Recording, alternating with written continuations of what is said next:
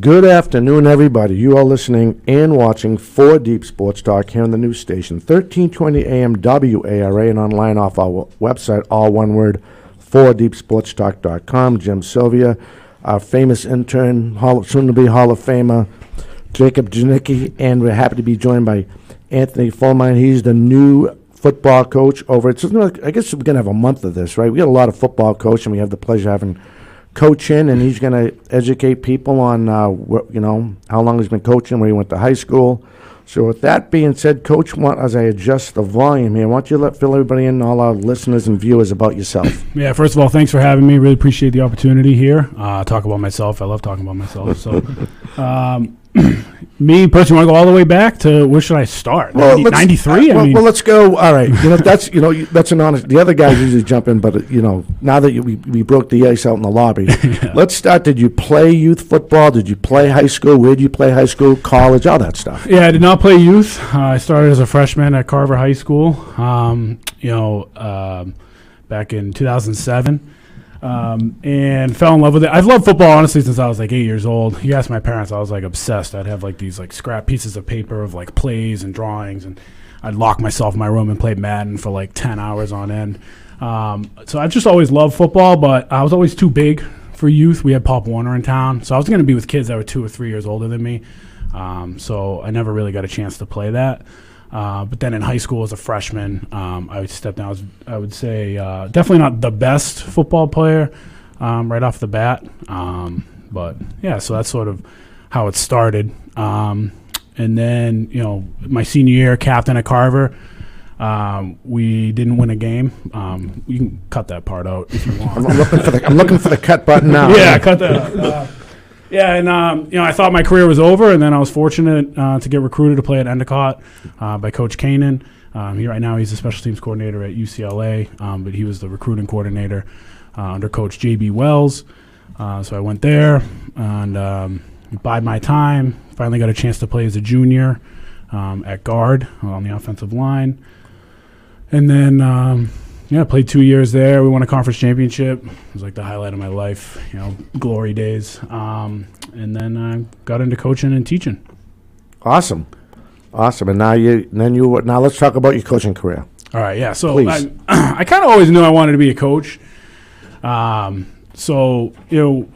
I graduated from high school, I was at Endicott. I really started running the summer program for Coach Fracalasi up at Carver.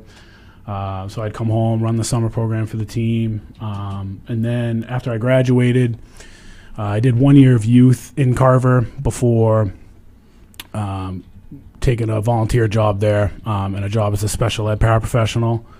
So I did that for a few years. And then I did 1 year at Middleborough with Coach Kingman before I got my full-time teaching job at Pembroke. So then I slid over there, coached with Coach King.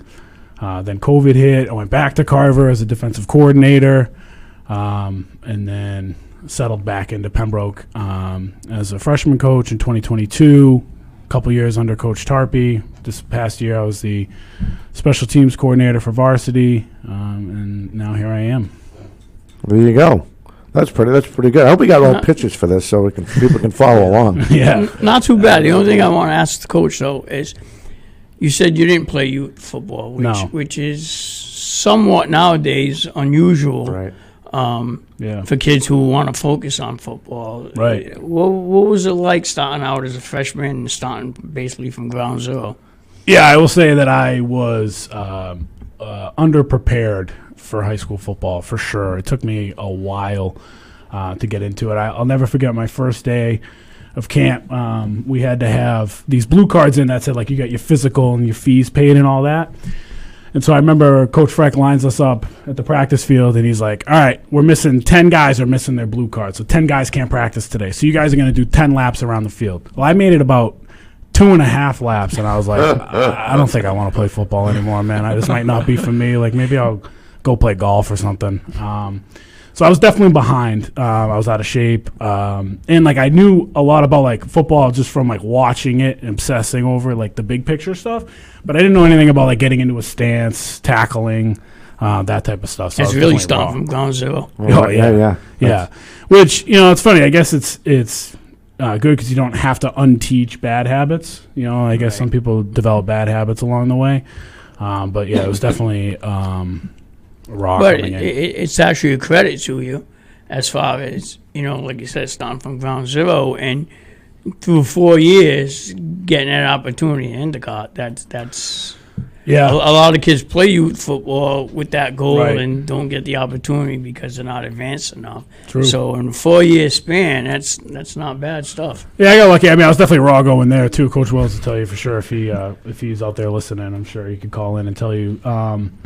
You know, I think having a big frame definitely helped too. But I was never like the strongest guy. You know, especially in the weight room or anything like that. But I just like really dove into the technique. Very big on that stuff, footwork, stance, that type of stuff. And obviously, like you said, when you were a youngster drawing up plays, really push you into coaching. Yeah, for sure. With something like that. It was fate from the beginning. Definitely. But your first year at Bourne, what is kind of like your short-term goals for like this upcoming year? Then like after that, what do you kind of want to build up the program to be?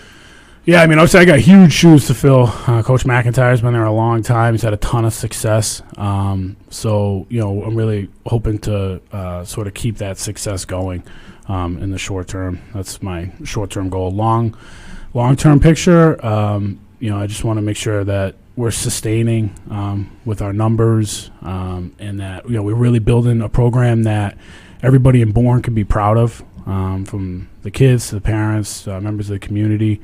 It's a great community. People have been awesome so far, so I'm excited to get to work. Nice. Don't mind me, I'm cheating. I'm not good. Sorry. Speaking of numbers, as far as players coming back from last year, how's the numbers looking?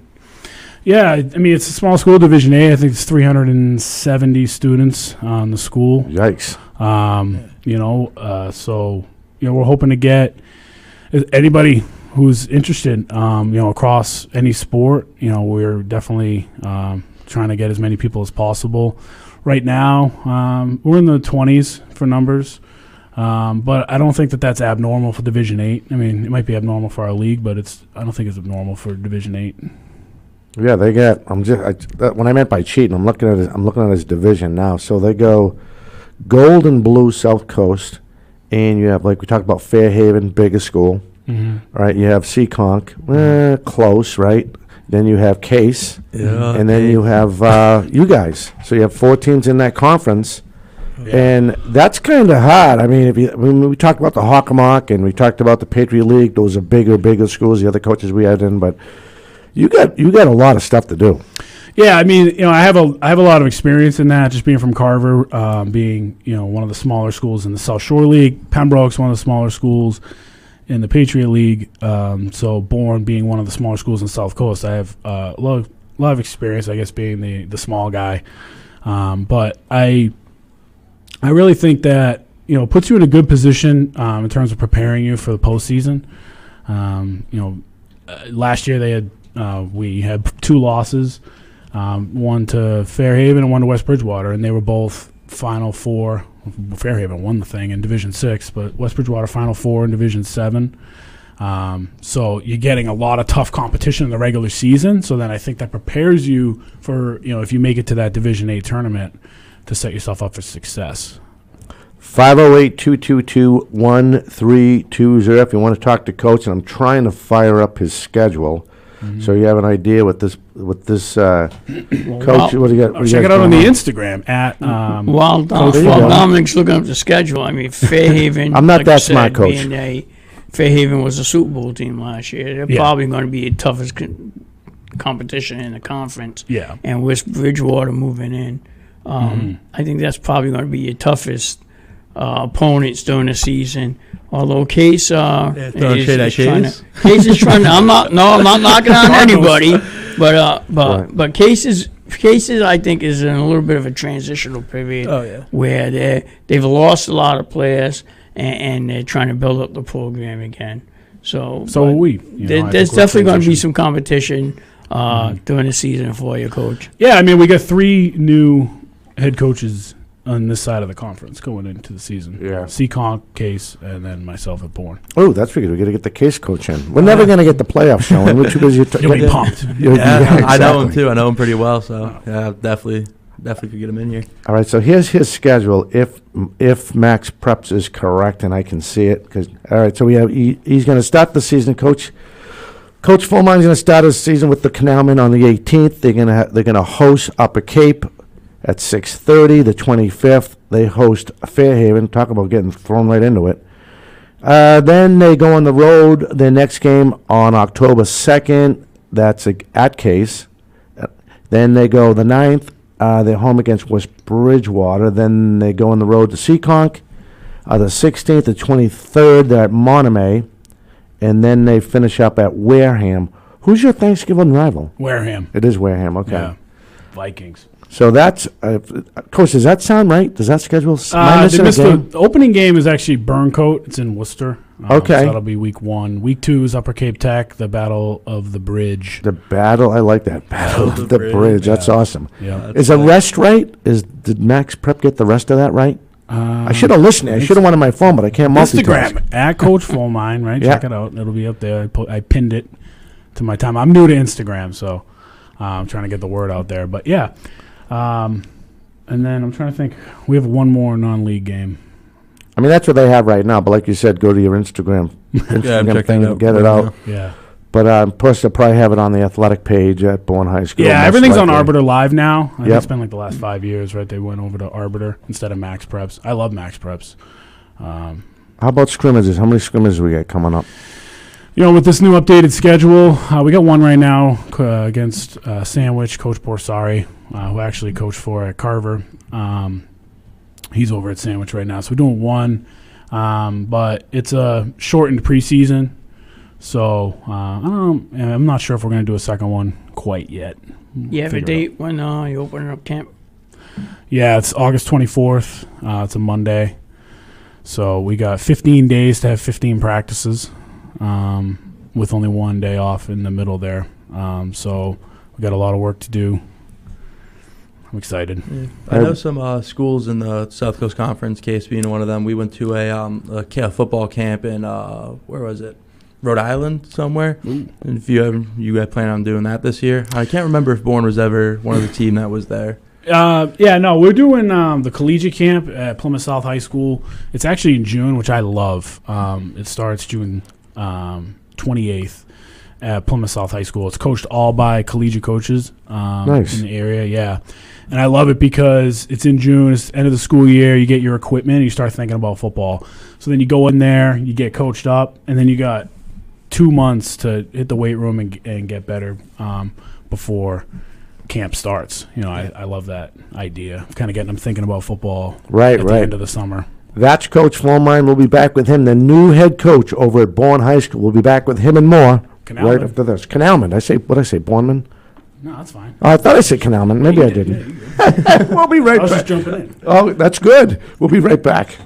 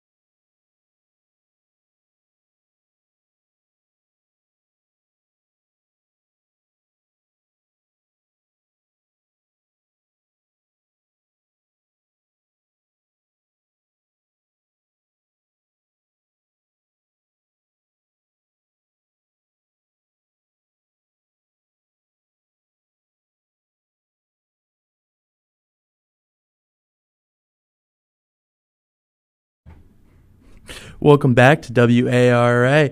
We're at 4 Deep Sports Talk today. Number, if you want to call in, is 508-222-1320. We're here with the new football coach for Bourne High School, Coach Fulmine.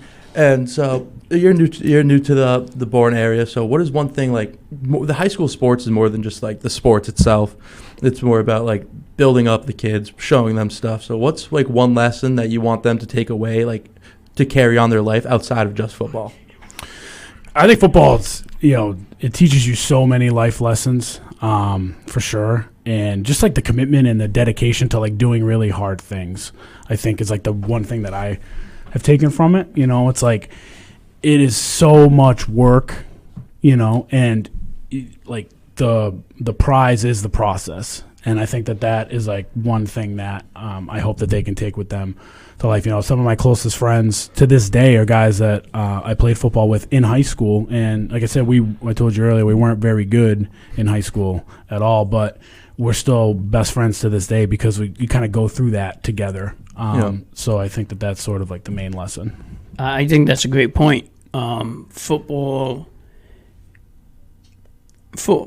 just, like you said, about life lessons, lifelong friends, knowing that, in football, things are not always going to go your way. Life's not always going to go your way. It's how you react to them. Mm-hmm. And I think that's a great point you just made.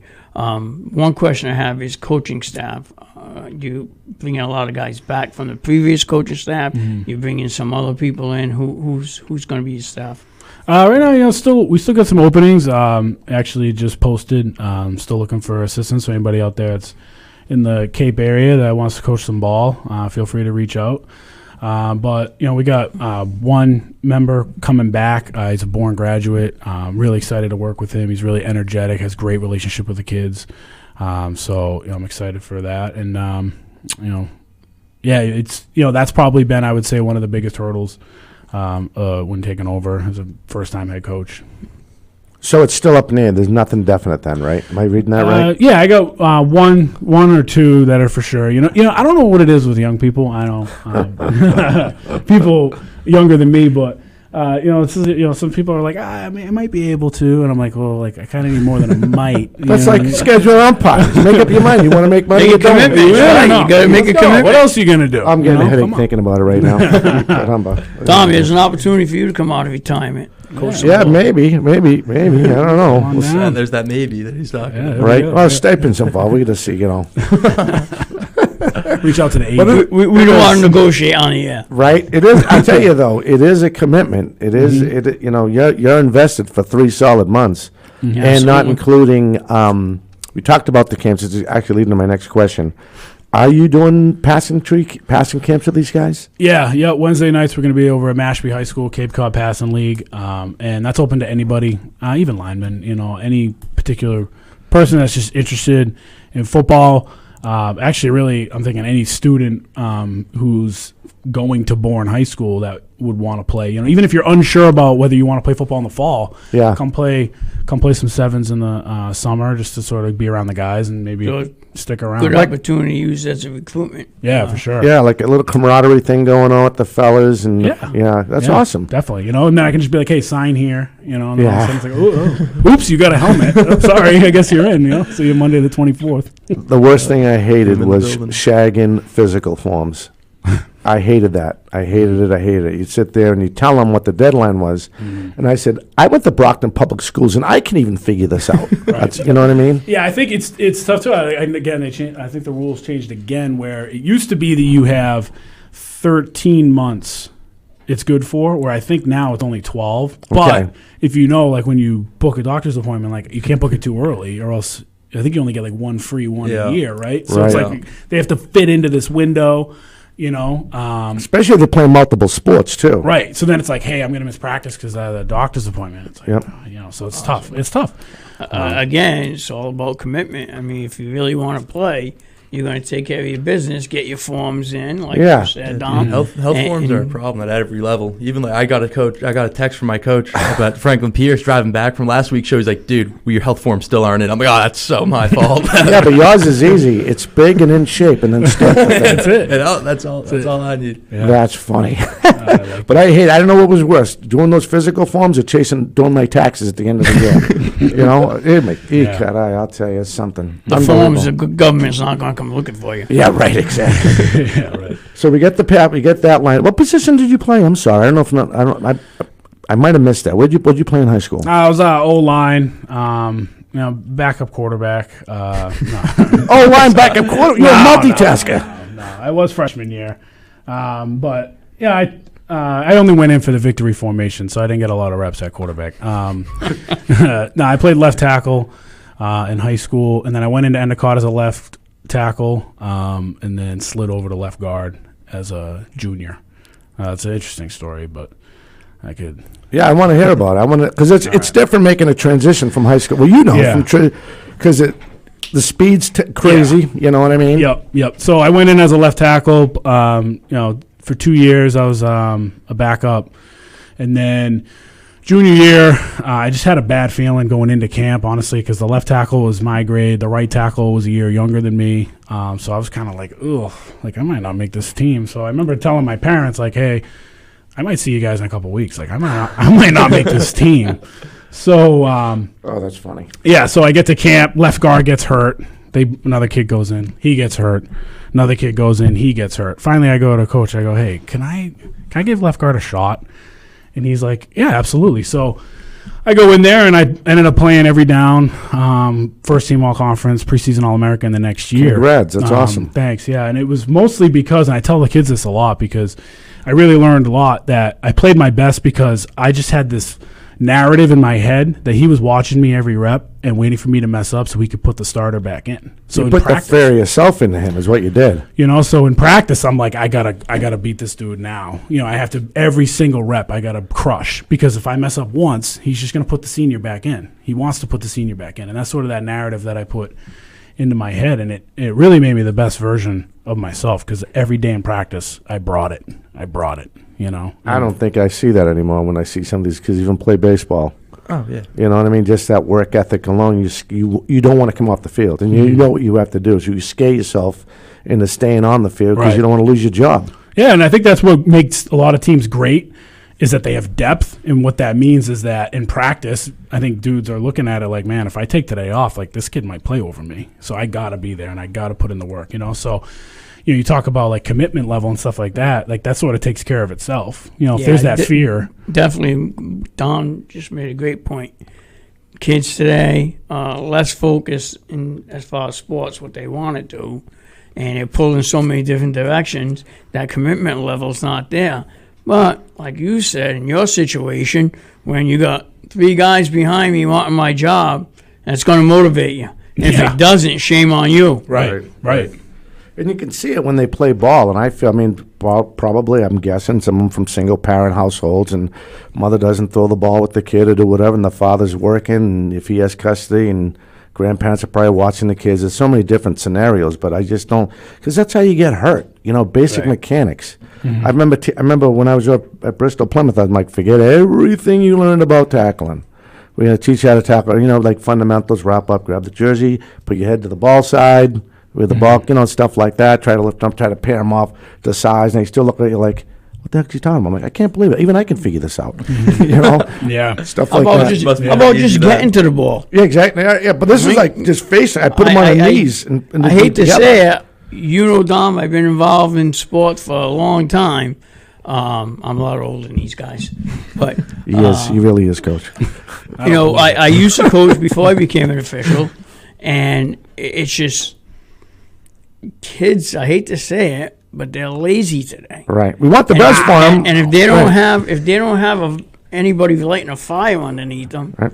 I don't sign off on that. Anybody out there in Bourne, I don't think you're lazy. Right. I don't. Well, I'm just saying in general. I'm not picking on any particular school or town. There goes our ratings. I'm just saying, right? I'm just saying.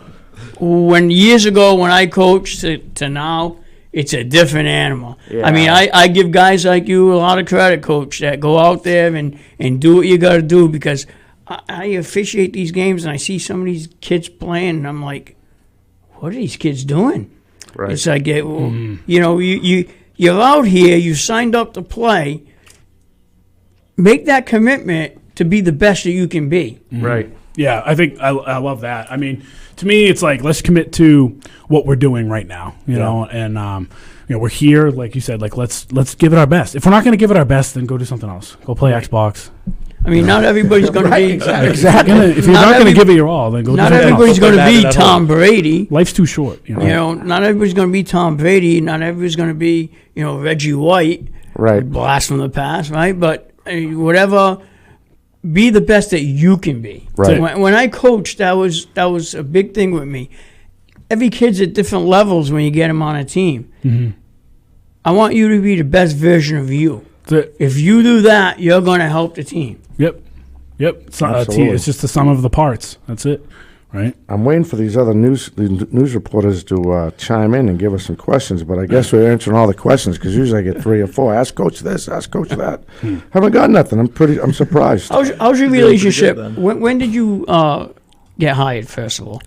I was in the spring, I think February, March. February, March. How's your relationships been with the school administration and the AD and? Yeah, everyone's been fantastic. They're great. AD Kristen Alexander, she's been fantastic.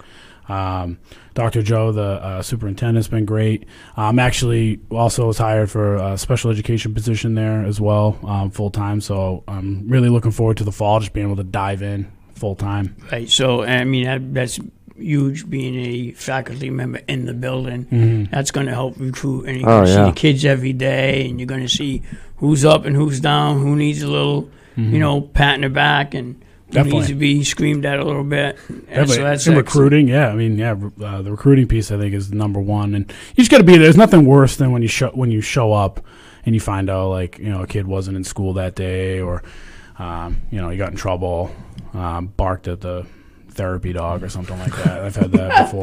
That's a thing that's happened before? Yeah, that's happened before. Oh, boy. You never know what's going to happen when you're coaching. Something like that, that happens. So you got to, you always, it's nice to be there, have your pulse on. Plus, it's just, like just all relationships, which is like my, sort of main thing. My strength, I think, is building those relationships. So you're just there every day, always. All right, he's Coach Fulmine. We'll be right back as we cover the new head coach over at Bourne High School. Born to run. We'll be right back. I had to chime in.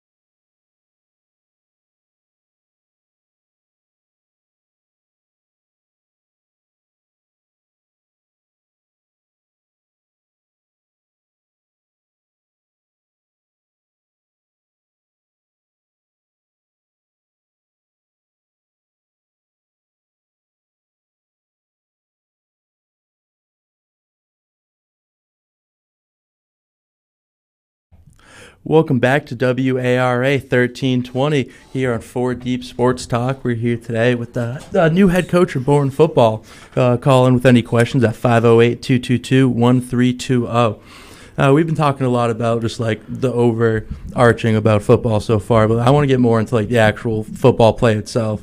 Is when I was at Case and played them, they ran a offense that was from probably the 1940s. Is that something that you want to keep going there? Is that kind of what like molds to the kids there, or? Yeah, it's tough. I mean, like I said, they've been really successful with that, but that's definitely not my style of play. So ultimately, we're gonna do whatever's working. So I think that has been my approach to it. How's the line looking this year? Because I know that you rely a lot on your offensive line when you run the ball 50 times a game. Mm-hmm. Yeah, I mean, I've met a few kids, big kids, strong kids, when I met the team. So, I think we're going to be in good shape. What's the average size of your offensive line? Yeah, I don't know. Rough guess. Yeah, I mean, we get some ranges from 6'3", 250 down to I think one in the 150s, 160 range. So kind of across the board. But like I said, I haven't really had an opportunity to be in front of the whole team yet. Really, just still wrapping up over at Pembroke. So looking forward to meeting them end of the month. All right, so refresh my memory. What did they use? What they used to run before? Double wing. They ran the old double wing like Army, or no, Navy. Navy used to run the double wing. Mm-hmm. And what do you want? When are you gonna make up your mind on what you? I mean, you have an idea. We have a talent. You saw so many films and who's gone, who's coming back, and stuff like that. And I think we can say it because they're gonna look at your film anyway to try to stop you. So what are you looking to implement offensively? Well, some of the teams we're going to play, if they're listening, we're going to run air raid, throw the rock all over the place 90% of the time. No, I don't know. What a liar. No, I don't. I think we're definitely going to run the ball. I mean, I'm a power run guy for sure at my core. But I don't know. I mean, I think every system that's good. You got to have an inside run, an outside run, a play action pass, and then some sort of pass scheme. And we're definitely gonna have that. We're gonna be I'm assuming mostly run. We got a couple good players coming back for sure that we're gonna showcase. We get them the ball and get out of the way. That's a great question about your offensive system because, I mean, Dom knows I've been an official for a long time, football official as well as other sports, but I've noticed over the years there's certain schools that they have one system. They've had this system, like you said, since the 40s or 50s, and this is what we're doing. Yep. And, even as an official, we watch tape too. It's not hard to figure out where the ball's going by the formation.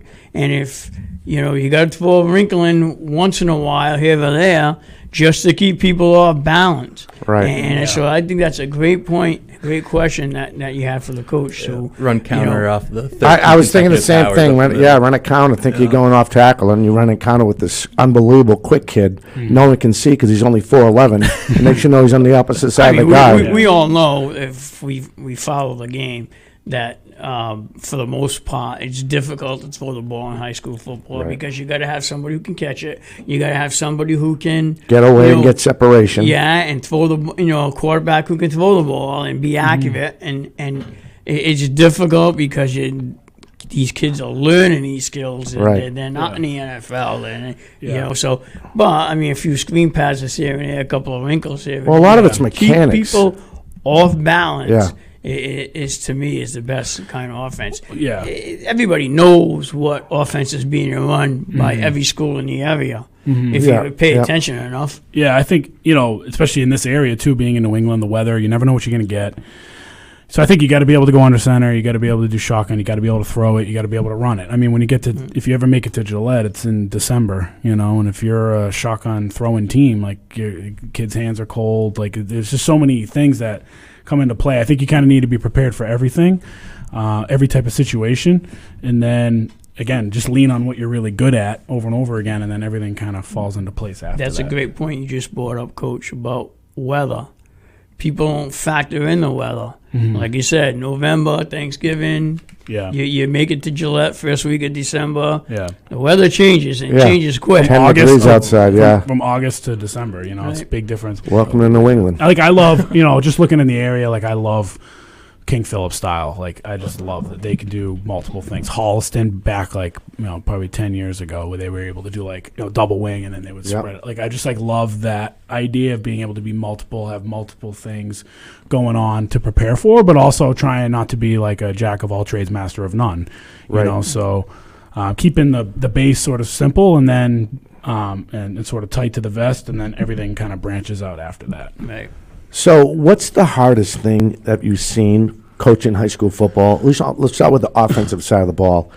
Is it more the athletic players? You're a lineman, so That's going to be Whoa. easy for you. That's going to be easy for you because you're as far as getting them. You can understand what's going on there with footwork and stuff like that. Mm-hmm. What's the hardest thing you think you need to get the wrinkles out of your team offensively?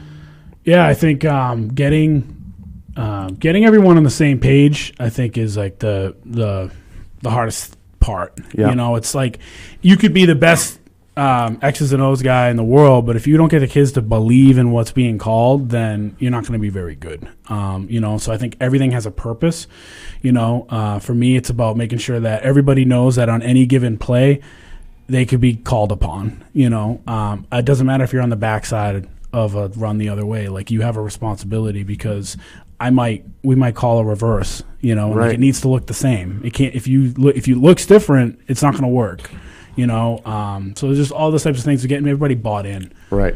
on it. And what's the biggest thing you think with, like we talked about, like counter and that ball deception? How do you teach that? How do you implement that? So if you do have those good athletes, like if Yeah. you add this to your repertoire, you're going to be more dangerous in the conference. Yeah. I think one of my favorite quotes is like about Randy Moss, where he learned that if you block really hard, it sets you up to be open in the pass game, right? So like, it's some receivers, when they come off the ball, they walk or like they take a play off, basically. But then the guy that's covering you knows you're not running a route, like you're not going to get the ball. Right. So what he learned was like, oh, if I really block aggressively, that's going to set me up. So then when I run to look like I'm blocking aggressively, I can break off of it and get open. And I think that like teaching that type of stuff, where it's again like everything just sort of builds off of it. Like I'm not assigning you a task for no reason. You're doing this. Yeah, everybody has a job. Because at some point it's going to come to you. If this happens, like we're gonna get it to you.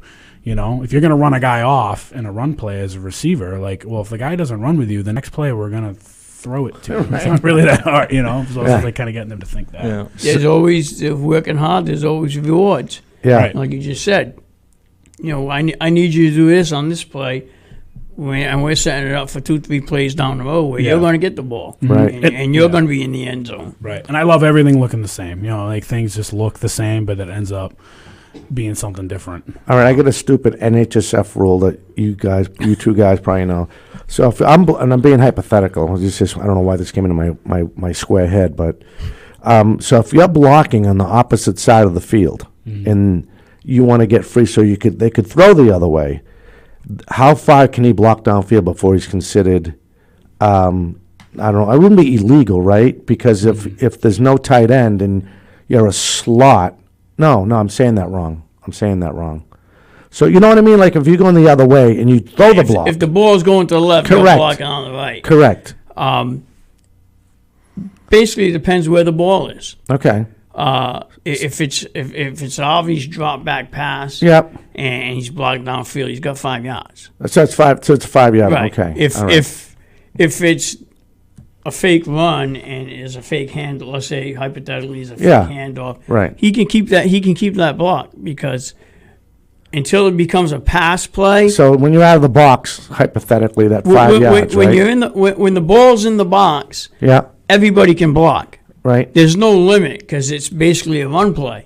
But I mean, if it's a fake and then the quarterback rolls out, Right. now you have something different. So it depends where the ball is in the tackle box and the design of the play. Right, because Coach, you have all those NHSF rules. Like one thing I didn't realize, we were talking to the Hanover coach, and one of his players pole vaulted another player to get open, and you can't pole vault no more over a defender. Right. And I didn't think about that. And he said, no, that's NHSF. It's a safety thing, right? Like we talked about last week. Yeah. And I was like, oh, really? Like Federation's I don't know.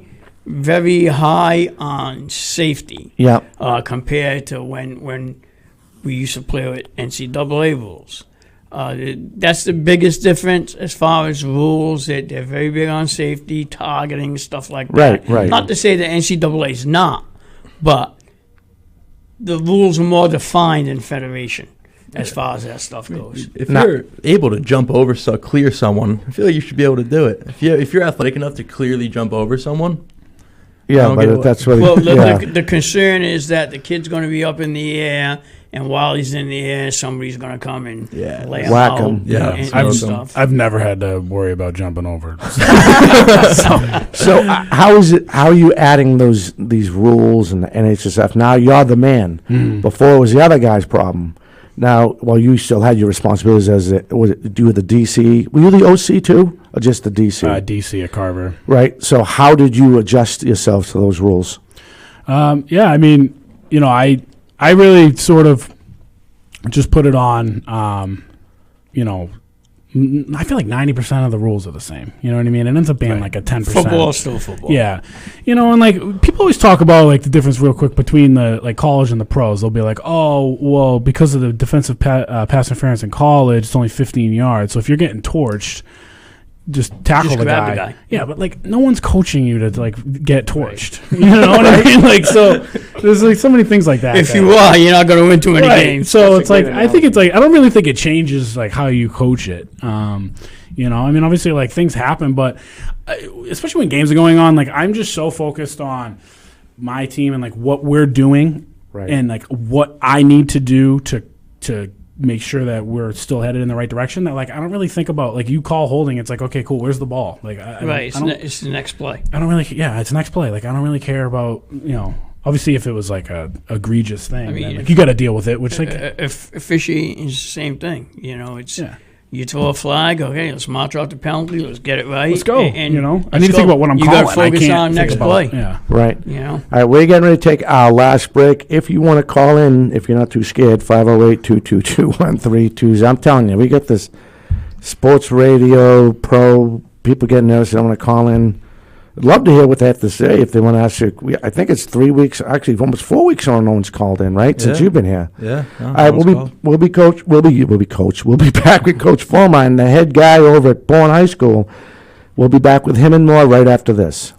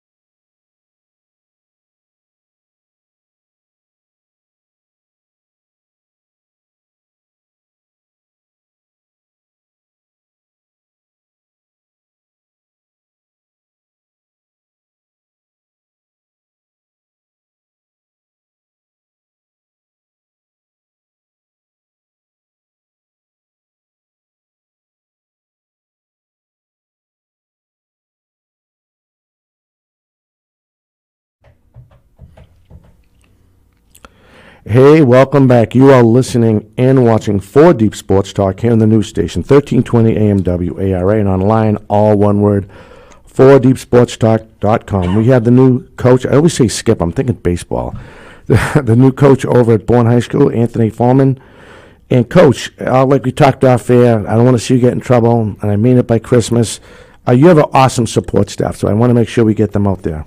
Yeah, my wife, Courtney, my daughter Cameron, and son Mateo. They've been at every game for me, so that's I'm just super fortunate to have that. And my parents, they come support me as a coach and as a player. Grandparents, they were there, so I think they're listening right now. So shout them out. Awesome, for sure. So be honest. How much does she coach from the sidelines when you guys get home, and she wants to know why you're the DC guy? Why did he bite on that play? I mean, you must hear that a lot on the way home. Yeah, she's a basketball person.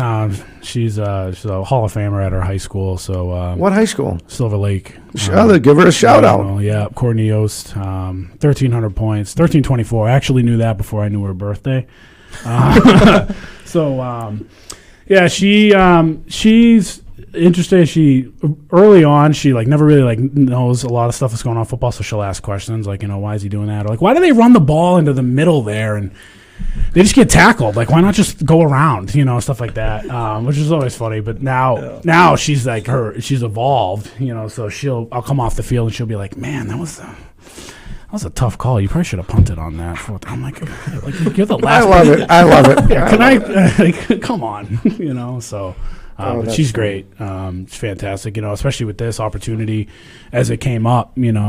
She knows that it's always been a life goal of mine to be a head coach, and I got a great thing going at Pembroke. I love the community. I love the staff, the teachers, the kids. They're all fantastic, and I said, when this position opened, I was like, this is a great opportunity. But I got to make sure that you're on board for this. It's gonna be a big commitment from you too. And she didn't even hesitate. She was like, absolutely. That's awesome. So, that's awesome. Yeah, I've been lucky. I'm trying. So there was a girl from Silver Lake. She went off first. What year did she graduate from Silver Lake? 2012. 2012. And I'm trying to picture the girl who won our first basketball player of the year. So mad at me. Classic. Right? I'm just getting you in trouble. Yeah, let's go. 2012. Oh my God! I won't tell you when I graduated. I'm trying to find the award winners, and let me see. Our first award was nope. She doesn't qualify. It was 2020, so she's not on the list. No. And it was actually a girl from Silver Lake that won it. It was I'm sorry, it was Pembroke. I'm sorry, it was Kate Galligan from Pembroke. Oh yeah, so she was a junior my first year at Pembroke, and I coached freshman basketball. Oh, so you know what I'm talking about? Yeah, she was unbelievable. She was unbelievable. Played at Roger Williams. Yeah, yeah, she was fantastic. You know what's my favorite thing, real quick about her? She played 3 sports, and she just brought this like great energy and passion that I learned so much from coaching 1 year of girls basketball. And it's how much like they first of all want to like elevate their teammates. Like they're so big on team, and she was so big on like elevating the girls around her. Yeah. I don't even think she paid attention to how many points she had, and she had like 1,100. So when I learned that, I was like, man, I gotta bring this to football. That's awesome because like the old saying, there's no I in team. Yeah, and if you can get all your players on board like that, it just benefits everybody. I mean, I coach middle school boys basketball at Pembroke, and it's so much of like, give me the ball, give me the ball, give me the ball. And girls, it seems like the opposite. They're like, she hadn't had any points yet, so I figured I'd pass her the ball. I'm like, what?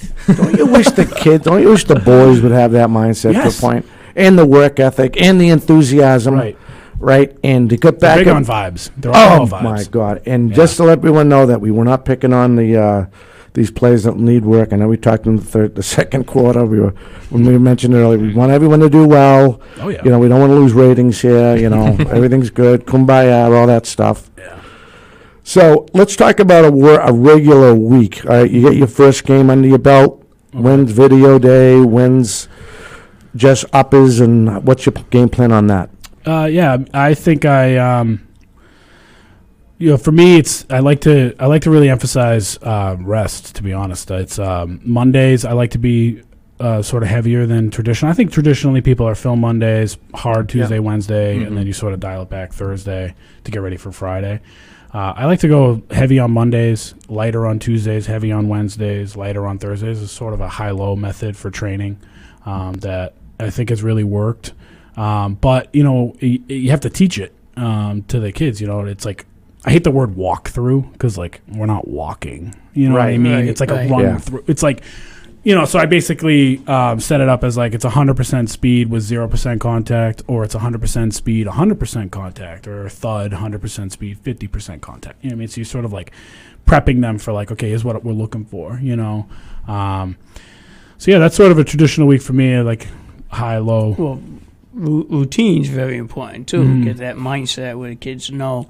This day we're doing this day we're doing that, and we're getting ready for game day. Yeah, and if it's like a big mental day, like an installation day, I like it to be like less physical, Now, what do you mean mental day? What do you mean? If we're doing a lot of installations, game planning, things like that, you know what I mean? I don't like it to also be super heavy, but then when we go heavy physical day, it's like, okay, we already installed this. This, right? Now, let's get you tired, and then let's run it. Because you're only going to be full strength for the first drive of the game. Then you're going to be tired the rest of the game. So let's get you tired now, and let's rep it tired. Everything's like preparing for that fourth quarter. Yeah. Build confidence, build stamina. Absolutely. Sorry. What are your views on like conditioning? Are you a big conditioning guy? No. I like to. You just got a few more players Just a from Boyd High lineman. School I joining think in. he's lying. He's a lineman. Of course he conditioned. I'm just a lineman. Yeah. That's, no, I think for me, it's like let's condition while playing. Through playing and modeling a lot of. I guess if we do condition, a lot of it is 7 seconds on, 30 seconds off type burst stuff to mimic football. I hate taking a lap around the field or even long sprints that are longer than 10 seconds. I just don't think that they prepare your body for football. I think the freshman level, though, I love to do that during the freshman level because they really didn't do that in the varsity level. But you're trying to beat it into them. You stay. Well, guess what? There's a good chance you're going to go help with the varsity. Mm-hmm. But you have to get through this. And I'm not like you. I was never a big fan.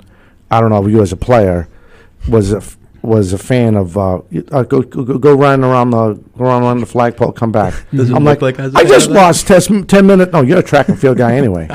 I mean, I look at the clock and I'm like, I just lost 10 minutes of practice. Right. Because little Joey is just getting in out the flagpole, coming back. And the coach makes a great point.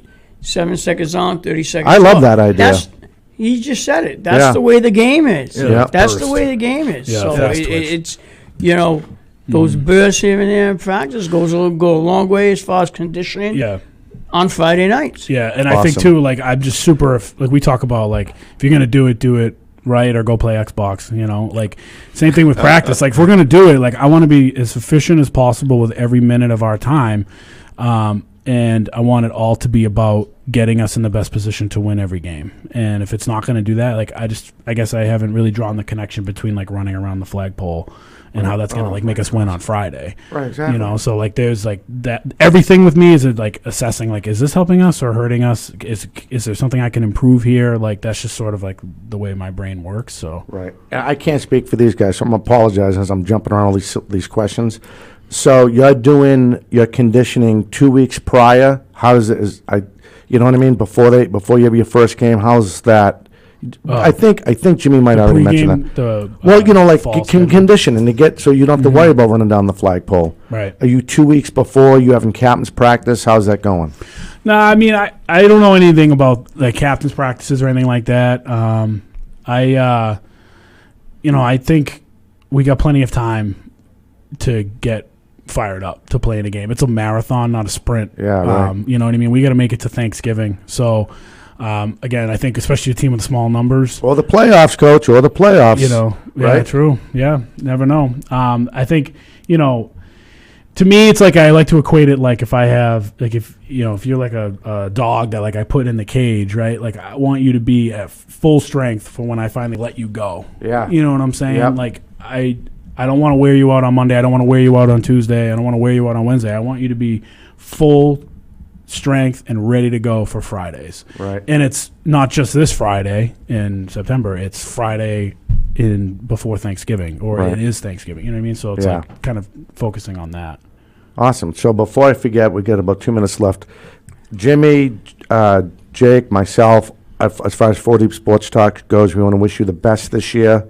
And congrats on the new gig. And then as far as the station goes and the TV station, WARA 1320 and WACS, they also wish you the best. Thank you. You Yeah, know? appreciate it. Oh, absolutely. We really appreciate you coming in. And I would know we played a little bit of phone tag and stuff like that, email tag, Yeah. whatever you call it. Anytime. I'm in. And then if anything's Went going through on at the segment. school, yeah, right? Yeah, you never know. You never know. But if anything goes on with the school, but it's not just football or anything, have the AD to have her reach out to us. We'd love to promote, that's what we're here for, to try to promote these youth groups in the South Shore.